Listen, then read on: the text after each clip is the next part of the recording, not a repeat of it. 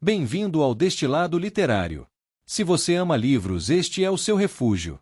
Inscreva-se no canal, curta e ative o sino, para mergulhar em histórias incríveis e ideias que inspiram. Vamos ao destilado de hoje. Há momentos na história em que o verdadeiro poder não é declarado, apenas sentido. Um murmúrio entre muros de pedra, uma decisão sussurrada em latim, um olhar entre líderes que sabem o que não podem dizer. As chaves deste sangue é sobre esse poder, o que molda impérios sem precisar de espadas, o que se exerce não pelo medo, mas pela fé.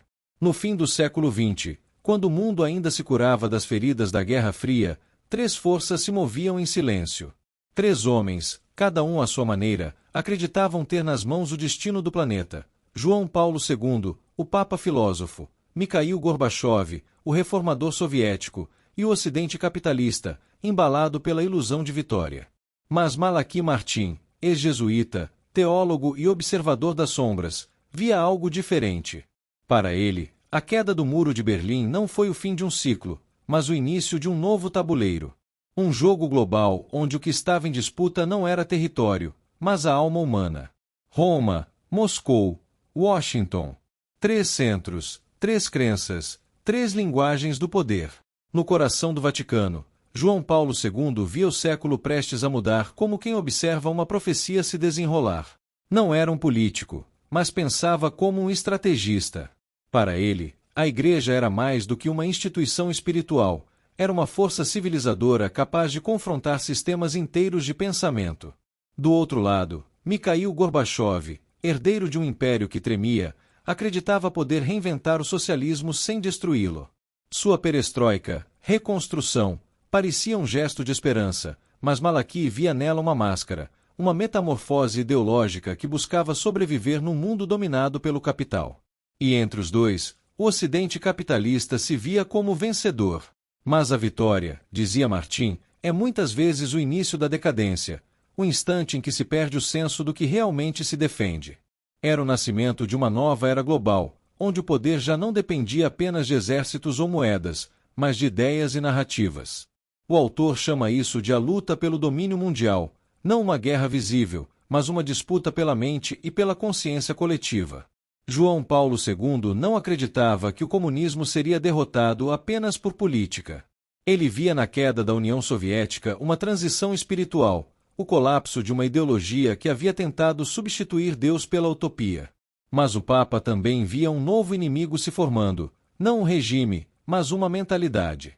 O relativismo, a perda de sentido, o esvaziamento do humano em meio à tecnologia e ao consumo. Para ele, essa seria a verdadeira batalha do século XXI, a luta pela definição do que é o homem.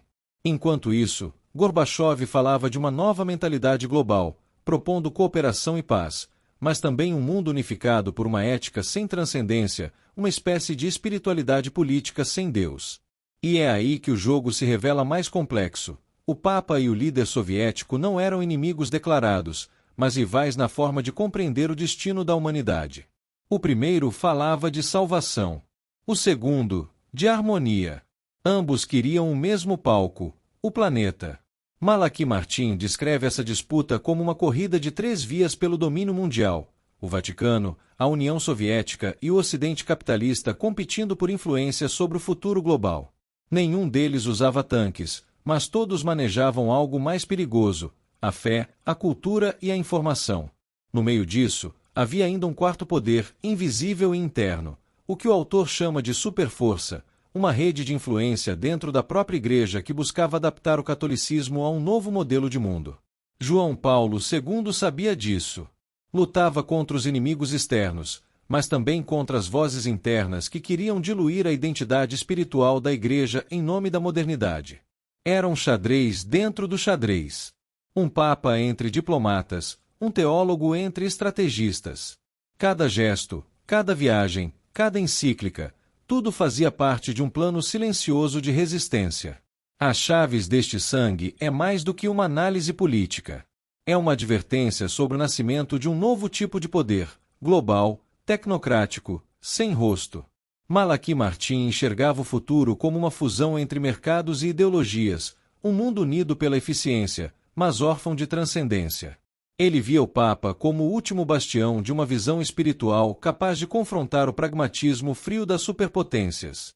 E, ainda que não o dissesse abertamente, insinuava que o verdadeiro campo de batalha era a consciência, o lugar onde se decide quem somos, o que acreditamos e o que consideramos sagrado.